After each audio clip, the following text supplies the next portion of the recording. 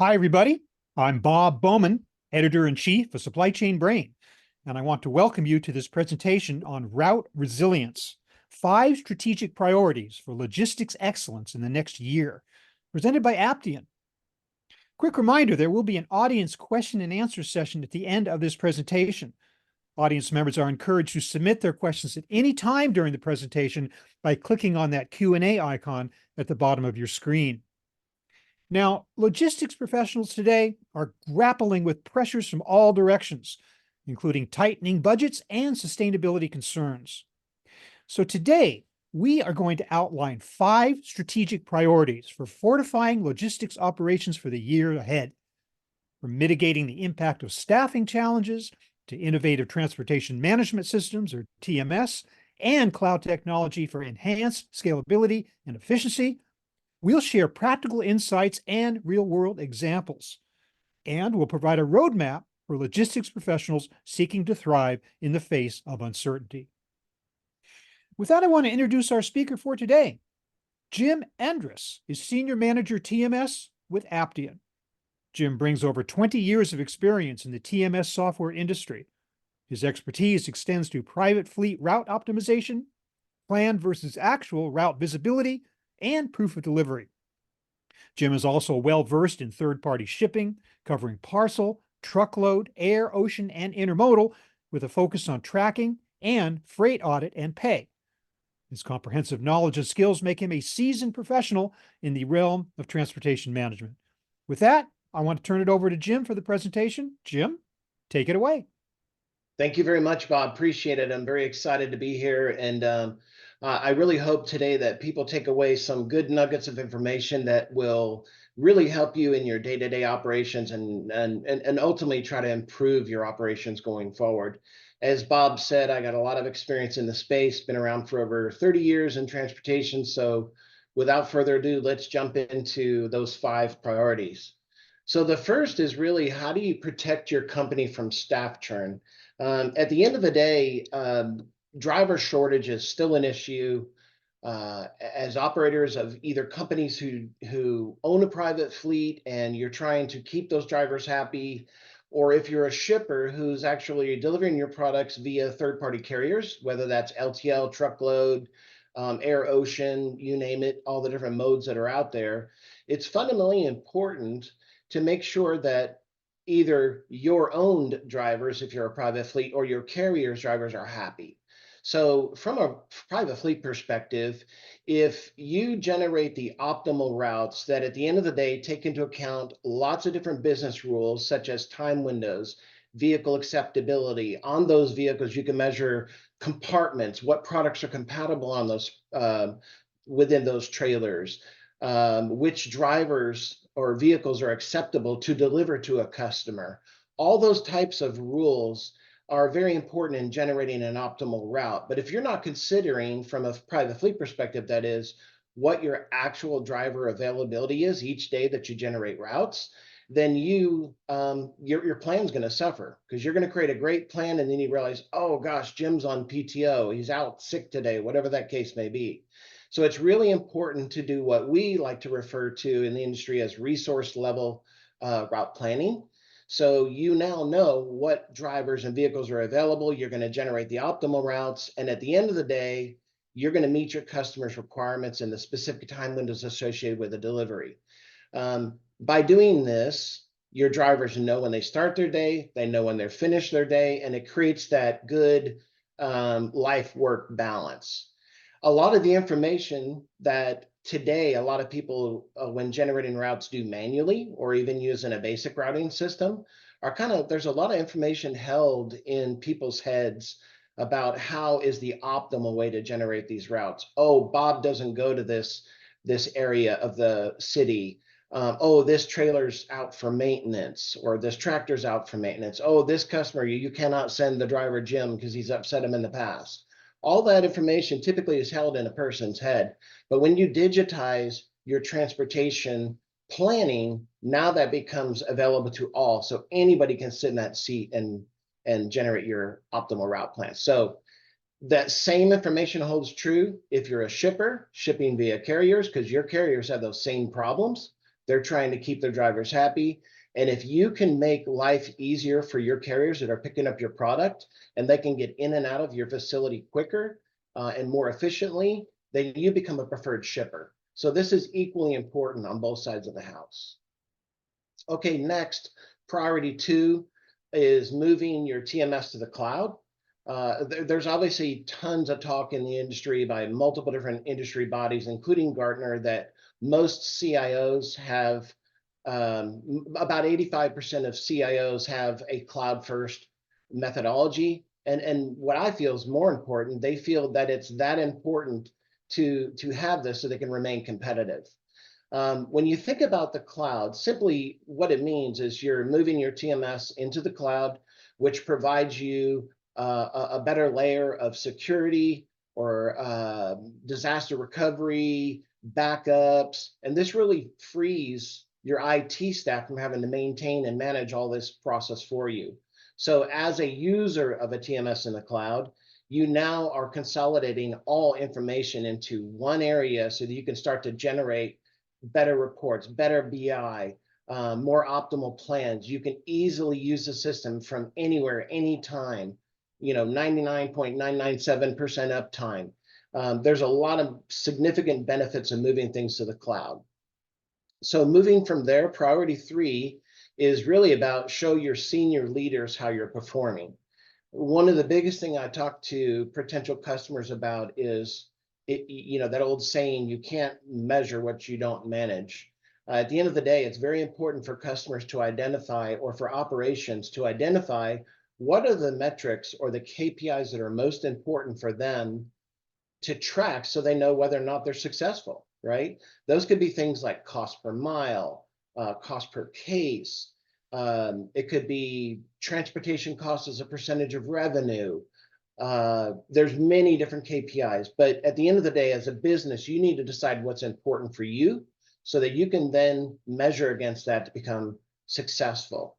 Now, to do that through a cloud TMS solution, and one that's a connected end-to-end TMS that involves everything from shipping via third-party carriers, via multiple modes, or your own fleet, or customers that do both, you now have all your freight data in one location to be able to report against your entire transportation operation, and simply at the click of a couple buttons. I mean, how often can you remember managers or executives coming up to you saying, I need a report that shows me X, right, or Y, and you spend days, if not weeks, pulling data from all these siloed systems. You have a TMS over here, you have a routing system over here, you do paper POD today, and you somehow have to collate all that data into one report.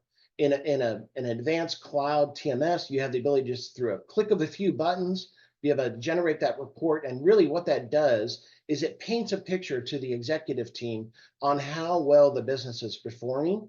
And secondly, how does transportation impact how well the business is performing? And that leads to the team making better decisions.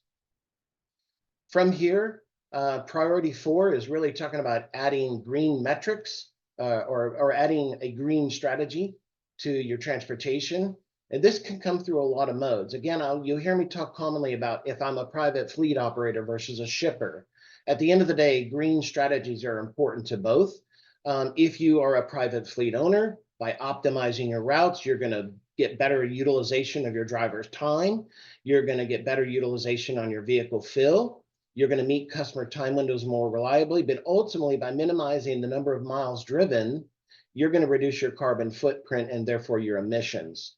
A lot of our customers are starting to consider a shared fleet model. So if I am a third-party shipper and or a distributor, excuse me, or a carrier, I'm looking to say, how can I consolidate multiple customers' freight onto my truck so that, again, I'm maximizing that vehicle fill, I'm minimizing my empty running, I'm maximizing my driver time.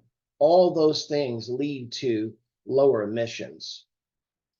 And then also we're starting to see, especially in Europe, and now it's starting to move slightly into the States, but at the end of the day, we're seeing various cities announce in the States where they'll have low emission zones. And that is really changing the way people will need to distribute into those intercity areas where you have to use smaller smaller trucks to deliver those products. A tool, a TMS or a routing and scheduling tool has to have the ability to consider things like electric vehicles. Where are those emission zones? When and at what time can I enter or not based on different vehicle types that are allowed to enter into that area? So having these green strategies are very important because at the end of the day, buyers are getting very smart and they're very concerned about each producer's green strategy, because if you don't have a good green strategy and sustainable strategy, they won't buy your products. So this is very important for customers to consider this. The fifth priority is really how do we become more responsive to our customer demands? And this comes in a lot of ways. One is if you did have better rating and routing or route optimization, if you will, and you put all these things into place that I discussed, you now can do that a lot faster. In many cases, we can automate that, make it an autonomous function where people do not have to click buttons to optimize those routes. At the end of the day, by optimizing those routes and the fact you can do it very quickly, you can push back your order cutoff, which allows your customers to order later in the day, and therefore you can serve more customers on the coming day or the coming days. So pushing that order cutoff has a great benefit. Being proactive or engaging with your customers, giving them that Amazon-like experience. Hey, Mr. Customer, your delivery tomorrow is expected between these hours. Click this link tomorrow to track your driver. That same effect that FedEx, Amazon, and people have been doing for years, there's those same capabilities in an advanced TMS. And that's very important because at the end of the day, what that does is it cuts about 50% of your inbound phone calls. We call it in the industry WISMA, where's my order or where's my truck. It reduces about 50% of those inbound phone calls, which has a hard cost to you as a business. Traditionally, it's I think Gartner says that's about $7 per inbound phone call to manage. And secondly, it just gives your customer a much better experience because younger generations are used to this type of technology and they expect it. And then lastly, from a next day perspective or even same day perspective, by getting a better route plan in place and the ability to address orders in real time allows you to now potentially even offer same day delivery. So those are a couple things here that we talked about, the 5 priorities. Hopefully that was beneficial for you. Next, we're going to go into the panel discussions. Thanks so much, Jim. That was a great summary of the major issues that are affecting transportation management today. Thank you very much for sharing that. And I'm pleased now to join you on the panel discussion portion of our presentation, in which I have the privilege of asking you some questions, which will help you to elaborate on some of the points you made. Let me start with this, Jim, and kind of building on what you've already said. If we're talking about a true end-to-end TMS, transportation management system, how does it do the following? How does it protect margins? How does it improve brand loyalty, improve operational efficiencies, and then finally secure capacity that ensures on time, in full, or we call OTIF deliveries? I don't know if you want to take those one at a time. It's a complicated question, and I apologize for it, but fill me in on some of the details of an end-to-end TMS. Yeah, no problem. Thanks for that. And yes, that is a loaded question. So I'll start at the beginning. So when you really think about what is an end-to-end TMS, right? Many cases today, they use one product or solution for managing inbound freight. They use another product for routing their private vehicles, or potentially one person in a business routes outbound carrier freight and another person routes inbound freight. And it's very disconnected. And all that data lives in different systems. So when you bring together in what we call end-to-end TMS, or what I like to commonly say, a digital ecosystem that brings all the key stakeholders involved in a shipment together so that everyone knows what's happening at any moment in time. By doing that, there's direct benefits to that. And those benefits include some of the sub questions that you mentioned, such as how do I manage or secure capacity? Well, me as a shipper, if I become a better shipper and I allow my carriers to get in and out of my facility quicker, and I can pay them better rates because now I'm working with them in a much tighter way, I start to secure capacity. The TMS, being a connected ecosystem, is not just something you as a distributor or a shipper use. It's actually, if you think of it like a mirror, one side of the mirror is what I see, the shipper or the distributor. The other side of the mirror is what the carrier or the external freight provider see, or what your customer sees. And through that connectivity, you bring one view into all things transportation. So I don't know if I answered every component of that question, but I gave it a Yeah, go. I think you did cover the points very well. Of course, we all know how important it is in times of capacity crunch to become a shipper of choice, because Yes, carriers are going to go to those shippers that have those qualities that you just described. It's vitally important. yes, You sir. also mentioned, I heard those magic words, digital ecosystem, and I don't always know exactly what that means, but it does lead me to this question, and that is, how does digital transformation and automation improve a company's transportation operations? You bet. So imagine, I mean, it depends on each shipper or each delivery company, whatever they are, as to what that really means to them. But at a bare, thinking of it in a worst case scenario, let's say I have a lot of manual processes. Let's say I might have one system that helps me route, but it's not a very advanced routing algorithm. I manually process all my inbound shipments via going to my carrier's websites and booking inbound freight, or managing that through phone calls or emails or text. At the end of the day, what a digital ecosystem does is it brings, again, as I mentioned in the prior question, all the key stakeholders involved in a shipment together, so that so digitally, I'll be able to take an order from my ERP or WMS. I'll be able to process it either manually or as a group of orders, or I could even set up automation and waterfall tendering where it automates that whole process for me based on my routing guide and the rules that I've generated within that routing guide. It's going to pick the least cost option, yet manage the service required. So is it next day? Is it 2 day? Is it 3 day? Whatever the case may be. And by doing that, I'm bringing together all the key stakeholders that are involved in a shipment, all the way from the time an order originates to the time I've been billed by my carrier for the POD of that confirmed delivery or confirmed pickup, whatever the case may be.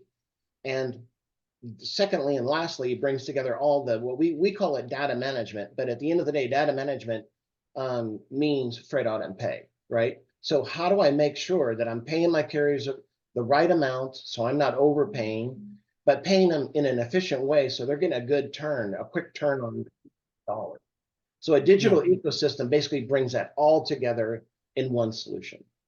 There again, the shipper of choice thing comes into play. Correct. What about this phrase or this term, resource level routing?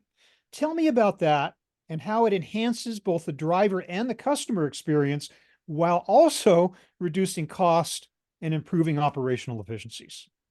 Yeah, so resource level routing really kind of pertains more to a private fleet operator. Mhm. So it's there. Let's face it. There's many routing systems in this, in the sphere out there that you could use Yeah. to generate optimal routes. But if you're not considering what drivers are actually available. Just think about a driver. I go to my human resource system for the company I work for. I enter, I want PTO on this day or this week. I call in, last minute and say, oh, my child has a concert. I can only work a half day today, or I call in sick. If me, the person who generates those routes, do not know that information, I'll create routes based on the known number of standard drivers I have, or the known number of standard vehicles I have available on a given day. So I may generate, as an example, 20 routes, when in reality, I only have 17 drivers today. And now I got to figure out, after routing, what do I do with those 3 extra routes? Do I go outsource them to a carrier? Do I insource a driver for the day? And if I can't do either of those, what do I do? Do I dismantle those routes and try to squeeze that product onto other vehicles, or do I simply just don't deliver to the customer that day? And when doing that in the right way, when you're considering the actual resource availability while routing, I know I can only generate 17 routes. I know based on that, I might not be able to make 10 of my deliveries. So I'm going to proactively reach out to my carrier partners to help me get these deliveries done so that I do maintain that high level of service with a customer. To what extent does that capability allow you to kind of turn on a dime, so to speak? Because a lot of times that information you're getting about drivers who are out or sick or can't work, it comes like at the very last second. You don't have much time to react. does the system allow for that type of rerouting, replanning, and response to the customer based on information you just learned at the 11th hour? Yeah, at the end of the day, it does, Bob. I mean, simply you could just say, hey, if I using my example of 20 routes, Mhm. if one driver called in sick and now only have 19 drivers, and I can't find a backup driver, I have to do something with the orders that were planned for that route, right? Right. Uh, the system can immediately dismantle that route, click a button, and it will assign it to other routes. And I'll just move that product to the other trucks and I can make my deliveries on time. Anytime you route with an advanced routing system, it's always considering the driver DOT hours available, the time windows for the customer, I must meet them, the time it takes to offload, travel times, and probably 100 other components it could take account of to automatically build the optimal route while meeting all your customers' expectations. And then at the side, if you can't route all those extra orders, you can immediately just send them through the TMS and send them through your preferred LTL providers. Yeah. Now, Jim, we are, of course, in the age of artificial intelligence. And it Yep. feels like a lot of the stuff you've described up to this point seems like it would just be ideal because of the amount of data and the complexity of the decision making involved. Is that the case? With this whole flood of AI technology today, how do you see this as influencing transportation management? No, it's to me that's a really good question because I've been doing this 20 years and I've seen AI kind of evolve, right? Yeah. In the early days, it was a little scary to everybody. When you start taking a system that people are usually manually interacting with, and it starts to make decisions for them, it was a little, whoa, hold on, I want to know what you just did. Yeah. But in today's world, because of the advancement of AI, and because we've naturally been capturing, a TMS naturally captures all historic data about freight shipments, deliveries that your private fleet made, what were the plan versus actual comparisons of what I planned versus what actually was executed. All that planned and actual data related to all types of shipments and deliveries made with a private fleet automatically lead to learned data. And that learned data is now being turned into how do I automate this and make changes in my route planning system or within my TMS so that I can execute shipments in the future better or in a way that I know I've reacted to in the past. So it's starting to take what humans think about every day, and Yeah. it's starting to make those decisions like the human automatically. Another area of AI that I see is in, this has a lot to do with local knowledge of a person. So people that work in transportation or distribution build up a lot of experience over the years. And I know just based on that order, I have to manage it in a certain way. Or based on the orders on my vehicle, I need to load it in a certain way. AI, we're also seeing a lot of advancement in 3D load building. So if you have unique products or odd shaped or heavy weighted products, it has to be loaded on a vehicle in a certain way to create a safe load so the driver won't tip when he's doing a turn or something like that. Heavy bulk products, you have to load them onto the vehicle in such a way that you're balancing the weight in a safe way. A lot Mhm. of that, again, is local knowledge as to how you build that truck. But at the end of the day, now that's automated through AI. It knows based on how you've historically built loads, it will build loads like that and more efficiently going forward based on its learnings. Same holds true for, I guess, route planning, which of course is a brutally complex calculation. And one of the classic AI problems that algorithms, I think, are created to design. So, but it's interesting, Jim, you should talk about how automation and AI actually draws on human knowledge. So the human element is still there. It's just being turbocharged in a way. Exactly. Yeah. Yeah. How It's good. interesting. Yeah. Yeah. So, how does a TMS change the relationship between all key stakeholders involved with a shipment and or a delivery? And of course, there are multiple ones. So, where does the TMS come in terms of bringing them together, helping to communicate, work together? What's the story there? Yeah. I'll start with an example to answer that question. So let's say I'm a customer, my order hasn't shown up. So the first thing I do is call my customer service rep, right? Customer service rep gets your phone call and goes, oh, I don't know what's going on with it. So I'm going to call transportation or the traffic office. The traffic office goes, well, I don't know what's going on. So let me call the driver, right? There's a very manual process in a disconnected world of how I track information or get to the things I need to react to my customer, right? In a connected or digital world, that's at my fingertips. The customer has that at their fingertips. If they didn't by chance track it themselves, the customer service rep can now, with a click of a button, say, oh, it looks like your delivery is about 17 minutes away. Okay. And all that digital connectivity creates efficiencies inside of the business. But also, as to the previous question, it leads to all that learned data, that AI automation. Mhm. Let's talk about the be all and end all from the customer standpoint, and that is on time in full, also known as OTIF. When you're considering a company's OTIF percentage, how do you capture that? How is it reported on? And what, for that matter, are the advantages to a company who actually does this? Okay, so when you think, again, I'll start with an example. OTIF, on time in full percentage. Did I deliver everything the customer ordered? Is in essence what that means. And did I do it in the time window, right? So a traditional POD system that a carrier may use says, I've arrived, and here's the signature from the consignee, right? An advanced POD system will say, I've arrived, I've successfully delivered these 7 products, 2 were rejected. Here's the reasons for the rejection. Here's a summary that I provided to the customer. They signed for this product and now captured a signature, pictures, whatever's required for that POD. As soon as I'm done with that process as the driver, that's now sitting in the ERP system. So imagine I get a phone call and I need to manage a dispute. Customer calls in and says, you know what? Your carrier just left, your driver, if it's private fleet, just left. They didn't deliver 2 of the products that I ordered. I could immediately have a good conversation with that customer saying, you know what?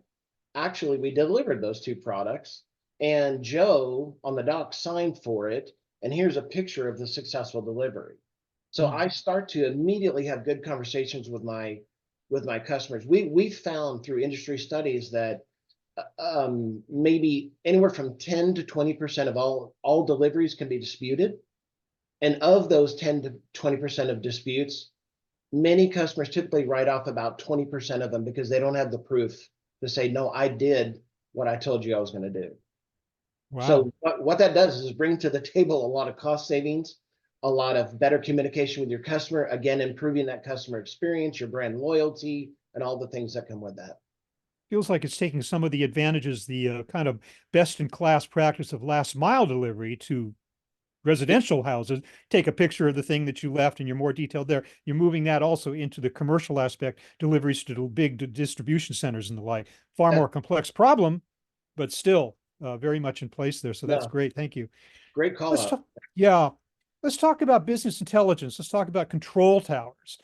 What does a BI or a control tower view actually mean to a senior leader today or the various departments that they might be overseeing? Yep. So again, imagine a world where I'm a senior leader in a business and I want to see how we're performing. Mhm. Imagine I just log into the TMS and within a couple clicks, I can see what's my trends for this week, this month, this half year, this year.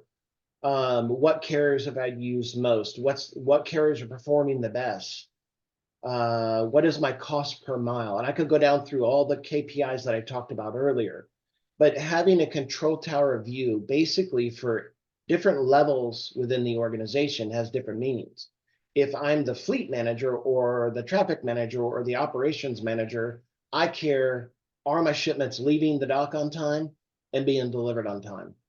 And am I meeting my transportation KPIs, such as staying within a certain mileage, a certain duty time, and the many other KPIs? If I am a higher up manager, I want to look at spend, right? I want to see what's the effect of my transportation spend in relation to my revenue. What is my on-time performance in full? Because those things are high-level metrics that say to me as an executive, yeah, we're performing well. Mhm. So the bottom line is a control tower allows you to get to that information very easily and in a simple way, a simple format so that I can make good business decisions. So this is much more an extension of the concept of control tower. It's overseeing operations of the moment, like what's happening right now, taking this intelligence and extrapolating it and using it for future performance reviews and for That, getting better, further on. that's Report right. cards. You didn't Yeah, use that, but I guess it's kind of that, right? we call it continuous improvement. So at the end of the Mm, day, you plan, do, review, and you act. yeah. So Yeah. if you're not acting, which is what control tower data gives you, is the ability to act, learn from it and act so that you constantly improve your Yeah. behavior. Yeah. I want to ask you about a couple of other elements of TMS. So that is, one is data management or freight audit and pay you referred to earlier. Why are those things important today in a TMS? Yeah, so we again, freight on pay has been around in the industry for quite some time, right? And in different forms, I might add. W- we like to refer to it as data management because what we found is actually become a lot more than just paying freight bills and auditing those freight bills. There's a lot of data in those freight bills that you can capture, store historically, and report on to learn trends. How do I become a better shipper? How do I improve my least cost routing? How do I improve my service? All that data that's collected in the freight audit and pay space really becomes very meaningful. Um, when you think about freight audit and pay, there's a lot of organizations out there that do what we call freight match and pay. So Mhm. if I was supposed to charge or be charged $1,000 and I get a carrier bill for $1,000, just pay it. It's good to go. Mhm. Where a lot of companies suffer is they stop and they have minimal audit functions. And an advanced TMS will actually audit every freight bill that falls out of the match down to the penny based on your carrier contracts, as well as any spot quotes that were done with your carriers to make sure that whatever that bill you're receiving is what you agreed to with that carrier. We found that proper auditing leads to about 2.5% in additional savings off your spend just by doing proper auditing. And for Wow. big shippers, that could be a significant number. Mhm. Okay, well, thank you, Jim, for that. At this point, though, I'd like to kind of step aside and bring in the audience because we do have some audience questions to answer. And even as we are answering those now, there's still time for you, audience, to continue to submit your questions by clicking on that Q&A icon at the bottom of your screen, and we'll get to as many of your questions as we can, time permitting. So I'm going to put you in the hot seat now, Jim, on these All right. questions. So here we go. This questioner is saying, I operate a fleet of 48 vehicles. Okay. I use Samsara for my ELD. Could I integrate the Samsara real-time GPS data for planned versus actual route visibility? So the short answer is yes. Mhm. So to build on ELD, that, electronic logging device. I'm sorry, I should mention the acronyms. Go yeah, ahead. no problem. ELD, telematics, onboard computing, it's been called multiple things over the years. Mhm. At the end of the day, it's GPS tracking, right? So yes, an advanced TMS or routing and scheduling system will have capabilities for plan and actual and should have capabilities for you to integrate with multiple carriers Mhm. or multiple different telematics or ELD providers in the market.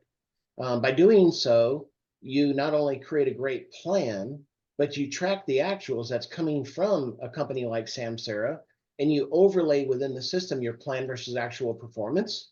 And then that leads to all those KPI metrics that you're going to measure on. That leads to better BI reporting, better decision making, and the like. Yeah. Now, that is the real benefit is continuous improvement that we've already mentioned. This questioner would like to know more about 3D load building, which you alluded to earlier. And again, that is one of the most critical and applicable problems that AI can solve. The questioner is saying when processing a truckload shipment, Mhm. how does 3D load building affect operational efficiencies? Tell us more about that, Jim.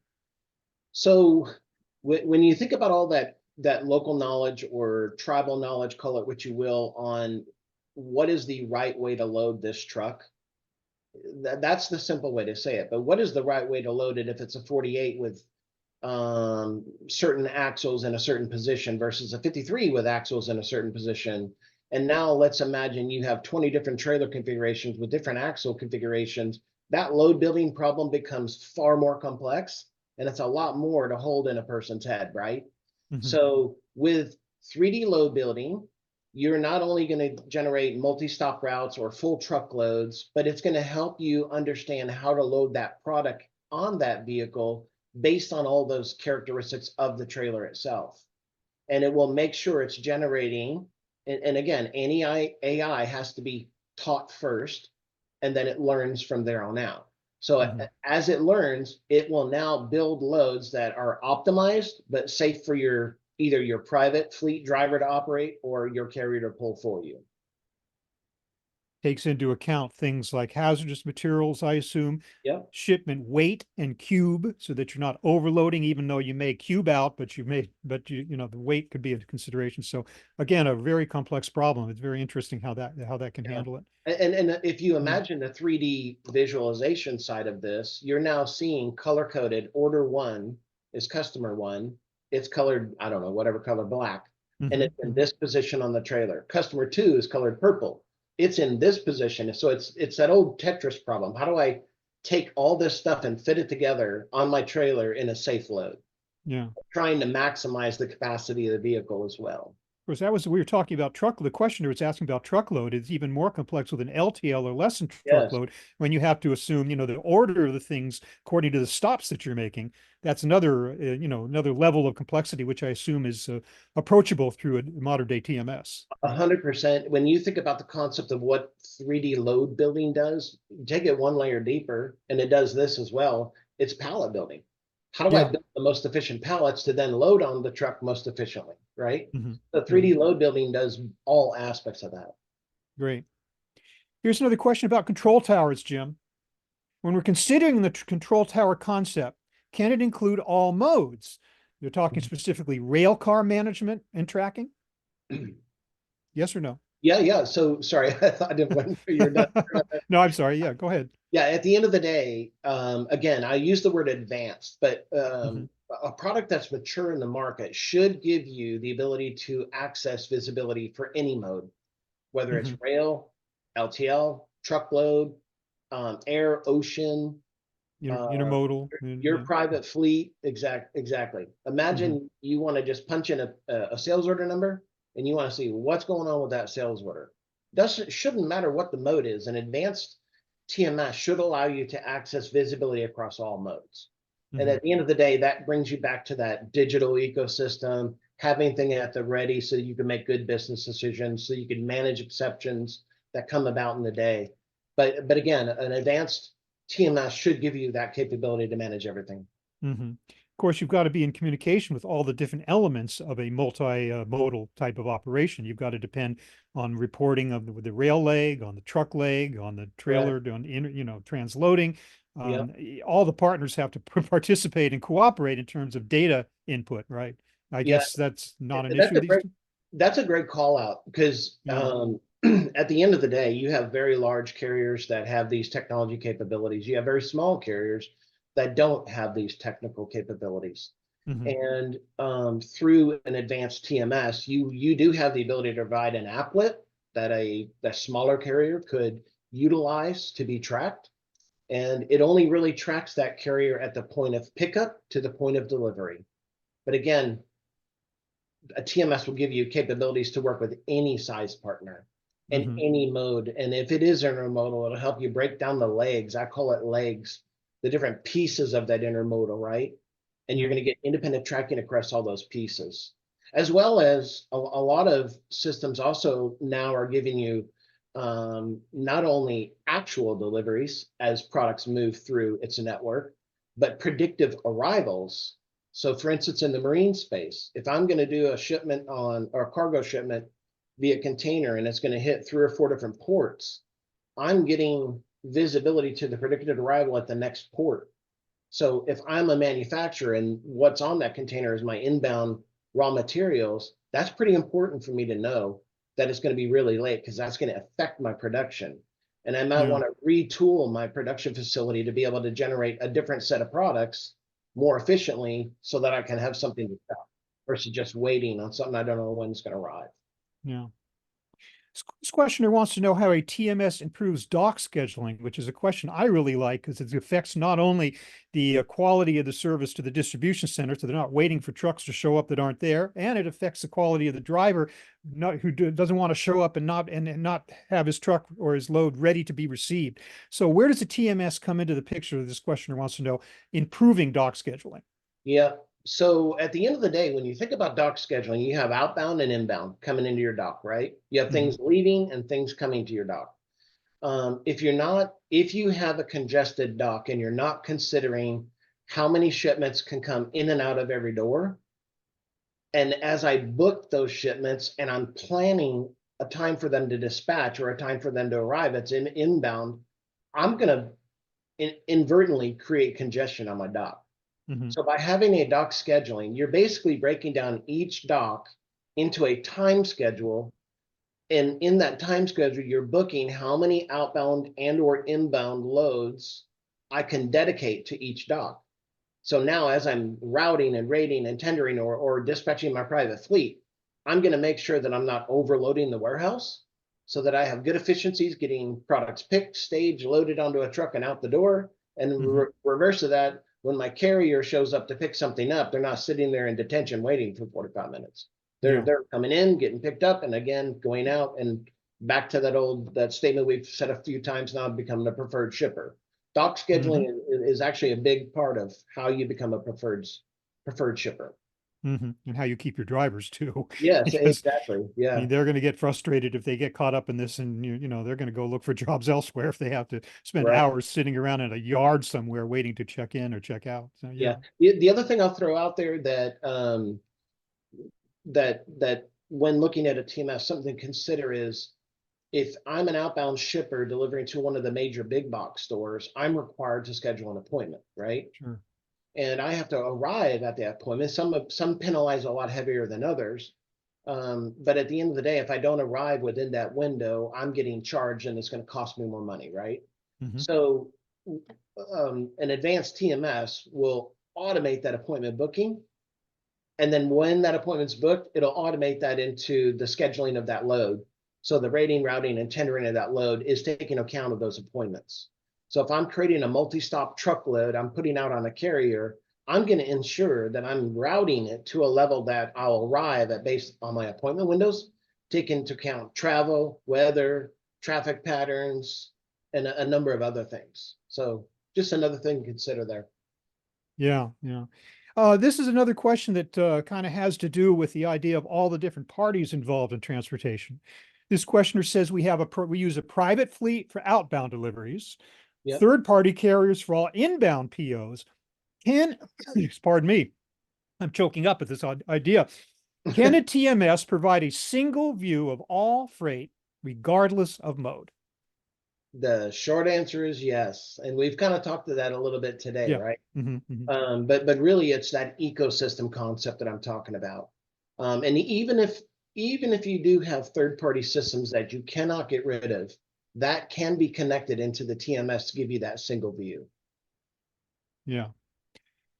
Great. Well, unfortunately, I am the bearer of bad news, and that is that we are almost out of time. We have time for one final question, Jim, and here it is. What should our audience today be taking away from this presentation, and what should they do next? So I would challenge you to think about what do you struggle with every day, right? Is it the fact that you're manually planning your loads, you're going to carrier websites to book freight, you don't know what vehicles you have available if you're a private fleet operator. Basically, all the things that cause you pains today, a TMS will help you fix those or alleviate those pains by digitization, moving to the cloud, optimization. And so my one thing is if I was to take away something, I would just challenge you to go look for a system that can solve those problems and make your world a lot better. Well, in a very short time, I think we've covered just about all the major issues relating to TMS and transportation. We've talked about staffing. We've talked about visibility. We've talked about cost, sustainability, and customer service excellence, all in one big presentation, those five priorities you outlined for us today, Jim. Yeah. Thank you so much for that. Great presentation. And audience, thank you also for your participation and for your excellent questions. I want to draw everyone's attention to a couple of ebooks here from Aptian. One, customer success stories. The other, distribution to delivery, 5 strategic priorities for 2024, bouncing off of what we already talked about today. More information there.